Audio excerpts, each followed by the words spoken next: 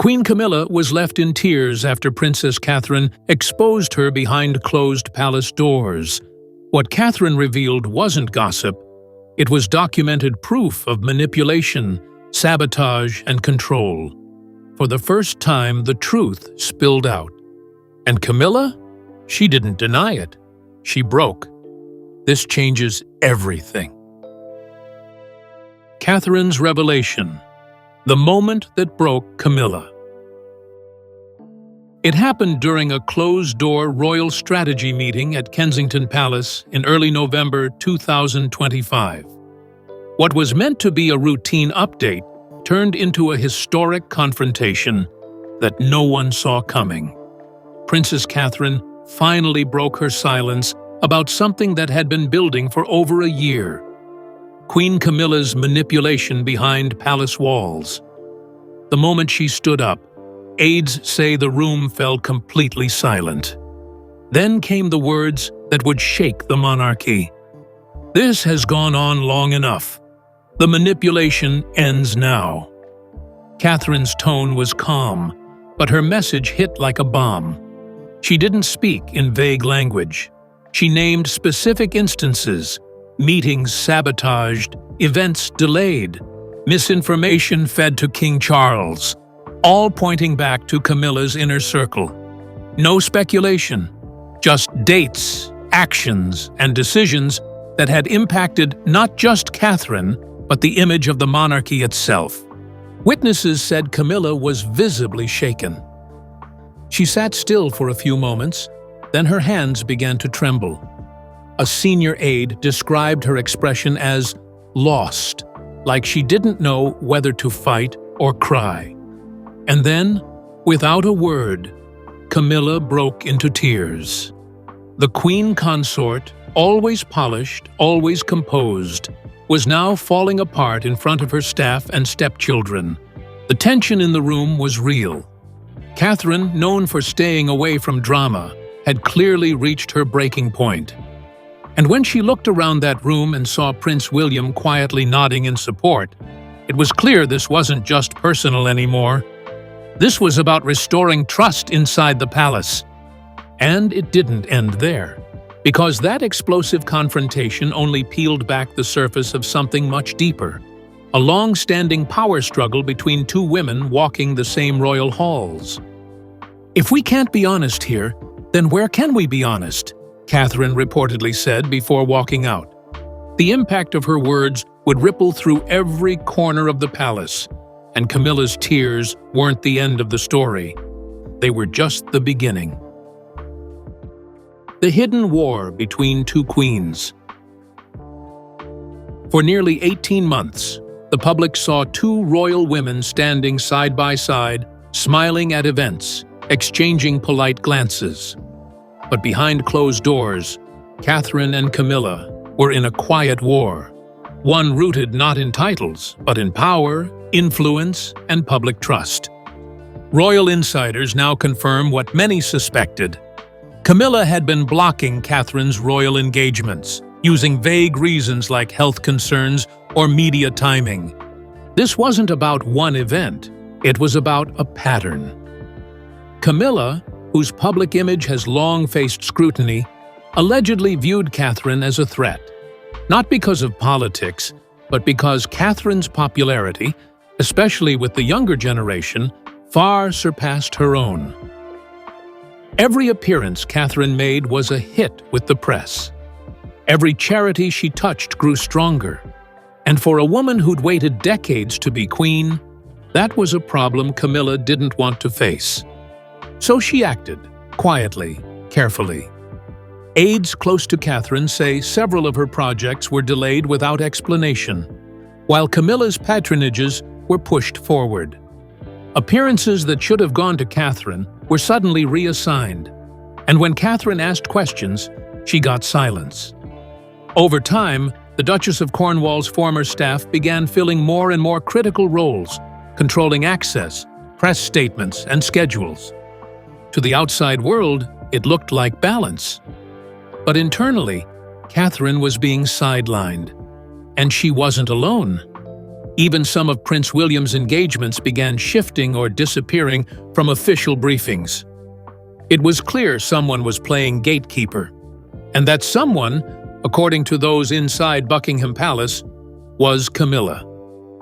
"There was a time I believed we could work side by side," Catherine reportedly said in a recent private call with an advisor. "But now I know. It was never mutual. It wasn't about a feud. It was about control." And after nearly 2 years of silence, Catherine had finally decided to pull back the curtain. The confrontation had begun, but the moment of truth would come just weeks later, when Catherine's long-awaited return was deliberately blocked at the last second. And that's when everything fell apart. The October incident, Catherine's return sabotaged. In mid-October 2025, Princess Catherine was preparing for what many called her royal comeback.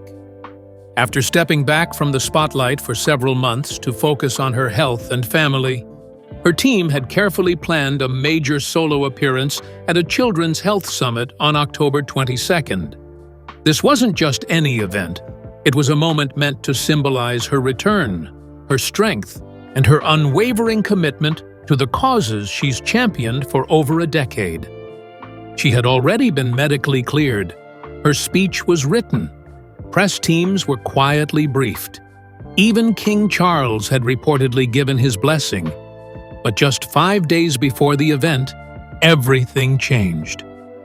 Without warning, the summit was pulled from the royal calendar. No explanation, no delay notice, just gone. That's when a leak changed everything. Internal emails from October 16th surfaced, showing direct communication between Camilla's private office and the king's scheduling secretary. One line stood out. HMQ suggests postponement until further assessment.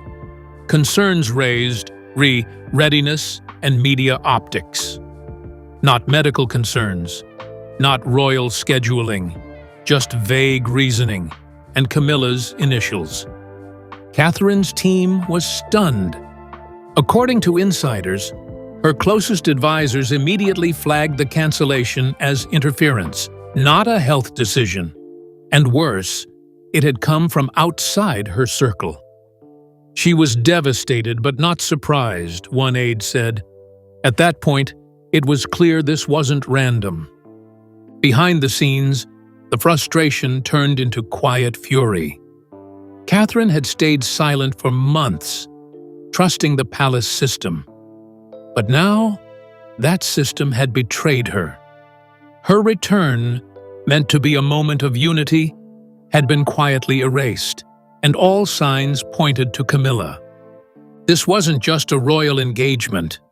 This was the moment Catherine realized she was being actively held back, and it was no longer acceptable to stay quiet.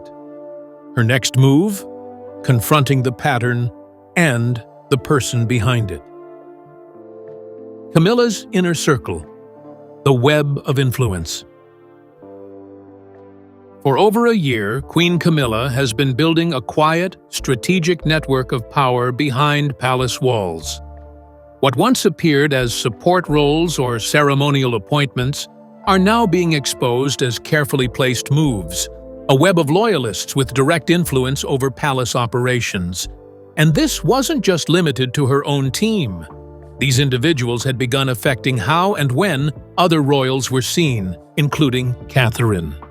Key roles in scheduling, communications, and protocol are now held by names from Camilla's Clarence House days. These aren't small jobs.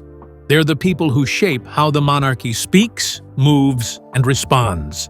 And over the past 12 months, several longtime staffers aligned with William and Catherine have either been removed or pushed aside. One name that keeps coming up in leaks is Hugo Beckwith, a former PR strategist who worked with Camilla in the early 2000s. In March 2025, he was quietly promoted to senior communications advisor to King Charles, replacing a veteran who had been closely aligned with the Wales family. Coincidence? Palace insiders don't think so. This inner circle operates quietly, often briefing Charles in private settings, like Burghley House or secluded weekends at High Grove. Sources say Camilla frames suggestions not as opinions, but as what's best for the crown. But the pattern is clear. Every major shift seems to benefit Camilla or protect her image, while others are left scrambling. "She doesn't need to raise her voice," said one royal aide. "She controls who gets in the room." For Catherine, this web of influence explains the missed opportunities, the delayed appearances, and the sudden changes in plans. And once the evidence was there, emails, appointments, quiet reassignments, it became impossible to ignore. The walls were closing in, and now Catherine wasn't just questioning decisions, she was ready to call them out. Catherine's breaking point, a royal with nothing left to lose. By the time late October 2025 arrived, Princess Catherine had reached a place she never imagined herself standing. For years, she had followed every rule of palace life: patience, discretion, silence. But watching her work quietly erased, her return delayed, and her role questioned, pushed her to a breaking point. This wasn't a sudden reaction. It was the result of months of restraint finally collapsing under pressure. Insiders say Catherine entered the now infamous meeting with documents in hand, timelines, internal emails, scheduling changes, and notes dating back more than 12 months. She didn't raise her voice. She didn't accuse recklessly. Instead, she laid everything out, piece by piece. "This isn't personal," she reportedly said. "This affects the future of the monarchy." That sentence alone stunned the room. What made the moment so powerful wasn't anger, it was clarity. Catherine pointed to repeated delays in her initiatives, unexplained cancellations, and contradictory briefings given to King Charles. Each time, the trail led back to Camilla's office. And for the first time, those patterns were being spoken aloud, not whispered, not leaked, but confronted directly. Witnesses say Catherine's calm was unshakable. She spoke slowly, choosing her words carefully, making it impossible to dismiss her as emotional or reactive. "I stayed quiet because I believed in unity," she reportedly said. "But silence has only allowed this to continue." The weight of that statement hung heavy in the room. That was the moment Camilla broke. According to aides, the Queen Consort appeared unprepared for the level of detail Catherine presented. Her composure faltered. She looked down. Her breathing changed. And then the tears came, not dramatic, not loud, but unmistakable. A senior staff member later described it as the moment the power shifted. For Catherine, this wasn't about winning. It was about survival, of her role, her credibility, and the monarchy's future. She had nothing left to lose by telling the truth. And once she did, there was no turning back. As the room absorbed what had just happened, one thing became clear. Catherine wasn't standing alone. Someone else was ready to speak. William's quiet support. The heir takes a side. Throughout the confrontation, Prince William had remained mostly silent until he didn't. Those present say the future king had been watching closely, listening to every word. When Catherine finished, the room waited. And then William spoke. "She's telling the truth," he said quietly. "I've seen it too." That sentence changed everything. For months, William had noticed troubling patterns of his own. Meetings with King Charles postponed without explanation. Briefings altered after private discussions involving Camilla. Engagements quietly reshuffled. At first, he dismissed them as coincidence, but by September 2025, the pattern was impossible to ignore. What Catherine revealed simply confirmed what he already knew. William spoke of private moments where access to his father became unexpectedly difficult. He referenced missed meetings, altered plans, and strategic media narratives that appeared to undermine his leadership. "We're sending mixed signals," he reportedly told Charles in an earlier conversation, "and the public sees it." By publicly backing Catherine in that meeting, William crossed an invisible line. He was no longer just the supportive husband or the patient heir. He was asserting authority, not with force, but with truth. Insiders say his tone wasn't confrontational, but firm. "This can't continue," he said. "Not like this." The fallout was immediate. Within days, William and Catherine quietly withdrew from 2 joint engagements involving Camilla and Charles, officially citing scheduling conflicts. Behind the scenes, William began reorganizing his team, insulating it from outside interference. The message was subtle but unmistakable. Boundaries were being drawn. What surprised many was how the public reacted once whispers of William's support leaked. Sympathy surged. Polls showed trust in William and Catherine climbing sharply, while confidence in palace leadership wavered. One commentator put it simply, "He didn't raise his voice, he raised the standard." With William stepping forward, the conflict was no longer confined to private rooms. The future king had taken a side, and the palace would never feel the same again. And as loyalties hardened behind the scenes, the pressure on Camilla intensified. Pushing her closer to a breaking point, the monarchy could no longer hide. Camilla's breakdown. A queen unraveling. The confrontation had ended, but the damage was only just beginning. As the meeting adjourned, Queen Camilla reportedly left the room without a word. But witnesses say the moment she stepped into the hallway, she broke down completely. The woman who had spent decades perfecting royal composure was now sobbing, not out of guilt, some say, but from the shock of finally being exposed. Camilla turned to a senior aide and whispered, "I didn't think it would get this far. I just wanted to help Charles." But inside the palace, few were convinced. The timing, the tactics, the silent rise of her power, it all seemed too calculated. This wasn't just emotional fallout. It was the collapse of control she had spent over 18 months building. Back inside, aides watched as the queen consort's inner circle scrambled. Soft rebuttals were drafted.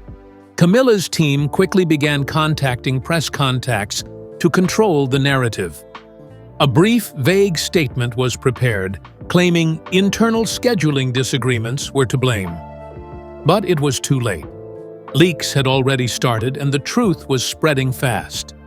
Even King Charles, who had remained mostly silent during Catherine's confrontation, appeared rattled. Insiders say that as the meeting ended, he sat quietly, asking only one question: "Did I miss something?" His response, while subtle, revealed just how out of the loop he had become, surrounded by Camilla's curated council, cut off from the rest of the family. By the next morning, rumors swirled across every level of the palace.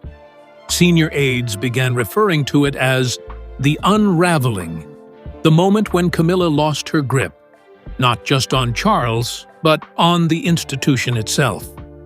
This wasn't about emotion anymore. It was about exposure.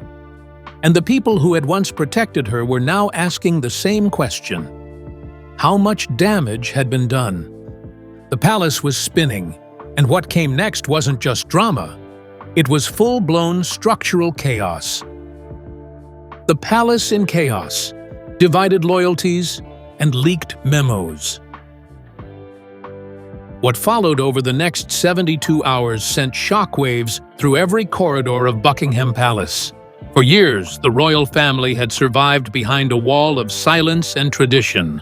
But now, that wall was cracking, and no one could stop the flood. Staff from the Elizabeth era, many of whom had remained loyal to the late Queen for decades, began raising alarms. They pointed directly to Camilla's circle, accusing it of distorting internal priorities, freezing out experienced staff, and even altering official decisions without full approval. And then came the real bombshell: leaked memos. One internal document, dated October 18, 2025, outlined how multiple events involving Princess Catherine were postponed or reassigned, with no input from her team. Another memo flagged shifts in communication control, showing that 3 key departments had been quietly moved under Clarence House loyalists, all with connections to Camilla's past. A private audit, commissioned by a senior courtier and shared with St. James's Palace, revealed a stark imbalance. Nearly 60% of Charles's daily briefings were now being filtered through advisors tied to Camilla's inner circle. These weren't minor roles. They were the gatekeepers of royal strategy, public messaging, and internal protocol. One source described the dynamic bluntly: the monarchy isn't being run by the king, it's being steered from behind the Queen's desk. Outraged by the findings, a group of senior officials, quietly dubbed the Restoration Circle, began drafting a private memorandum to present to King Charles. The purpose? To reassess the Queen Consort's day-to-day influence and to restore balance within palace operations before permanent damage was done. Meanwhile, tension inside Kensington Palace was reaching new heights. Staff close to Catherine and William were furious. They had played by the rules, honored the chain of command, only to be sidelined, manipulated, and misrepresented. And the public hadn't even seen the full picture yet. But it was coming. The leaks weren't stopping. The palace was no longer a fortress. It was a battlefield of loyalty, legacy, and power. Next, the world outside the palace walls would react, and Catherine, the woman once told to stay quiet, would become the voice the public never knew they needed. Public turns to Catherine, the people's queen in waiting. By the time the confrontation leaked into the media, on November 3, 2025, the public reaction was instant and fierce. While the palace scrambled to control the narrative, people across the UK had already made up their minds. The hashtags, #WeStandWithCatherine, #NotMyQueen, and #CamillaOverstepped flooded social media within hours. By morning, Catherine was trending in 23 countries, and Camilla's approval rating had dropped by 26%, according to YouGov. What struck the public most wasn't just the scandal, it was Catherine's strength. She had stayed silent, followed every rule, and respected the institution. And when she finally spoke, she did so with grace, proof, and purpose. She didn't attack. She revealed. And that subtle difference earned her the one thing no title can guarantee: authentic trust. Newspaper editorials quickly changed tone. Even media figures who'd once stayed neutral began calling Catherine the only royal with a moral compass. Columnists at The Times, The Guardian, and the Daily Mail praised her clarity, her restraint, and her courage to speak up. One powerful headline read, "The Queen we chose, not the one we got." Meanwhile, Camilla's office tried to push back. A statement released on November 4th described the situation as a private misunderstanding exaggerated by media speculation. But the public wasn't buying it. Protesters began gathering near Buckingham Palace and Clarence House, holding signs that read, Catherine speaks for all of us, and Diana warned us. For the younger generation, especially those aged 18 to 34, Catherine became more than a royal. She became a symbol of quiet resistance to the old ways of power and manipulation. Polls taken over the weekend showed 78% of respondents believed she was the most trustworthy member of the royal family, a number not seen since Princess Diana's era. "I didn't need her to speak," one woman posted on X. "I just needed her to be real." And she was. Camilla, once trying to secure her place in history, was now fighting to survive it. Catherine had said her piece, and now the world was speaking for her. But the pressure was no longer just emotional or political. What came next would shake the very structure of the monarchy. What happens next? A monarchy at the edge. With the palace in crisis and public trust fading fast, King Charles was forced to act. On November 7, 2025, he held a private meeting with constitutional advisors at St. James's Palace. The topic? Whether the Queen Consort's role needed to be formally reviewed and redefined. It was the first time in over 2 centuries that a reigning monarch had been advised to limit the power of their consort. Behind the scenes, tension remained sky-high. Prince William and Princess Catherine began stepping further into the leadership vacuum. They increased private briefings with senior aides, reviewed public engagements, and launched a new outreach initiative aimed at restoring public confidence, all without saying a word about the confrontation. Camilla, meanwhile, was absent. Sources confirmed she had stepped back from public duties, citing exhaustion and the need for personal reflection. But palace insiders say it wasn't just rest, it was containment. Her presence had become a liability, and even Charles knew it. On November 10th, members of the Privy Council reportedly submitted a confidential report urging the king to restructure palace decision-making and to restore transparency within the royal household. One section of the document read, "Without clarity of roles and limits of influence, the crown itself is at risk." And yet, at the center of it all, Catherine remained calm, poised, and consistent. She didn't attend flashy events. She didn't issue press statements. Instead, she visited a children's hospice in Surrey on November 12th, her first public outing since the leak. There were no photographers, no speeches, just quiet presence. And yet, it made headlines across the world. "That's how you lead," one royal analyst wrote, "not with noise, with meaning."